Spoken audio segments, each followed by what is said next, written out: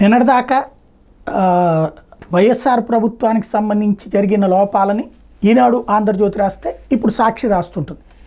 తాజాగా ఒక వ్యవహారం వెలుగులోకి వచ్చింది. ఇది మరి వాళ్ళు ఖండిస్తారా లేకపోతే ఏంటనేది చూడాలి.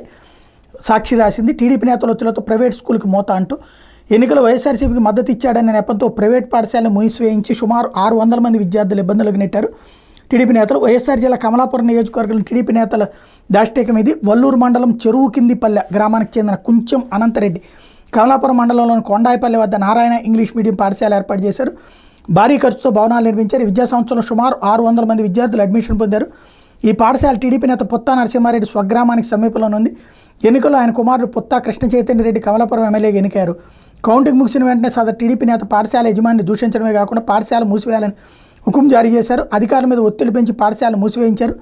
ఈ క్రమంలో పాఠశాల అడ్మిషన్ పొందిన విద్యార్థుల తల్లిదండ్రుల నుంచి పాఠశాల యాజమాని మీద ఒత్తిళ్లు అధికమైనాయి.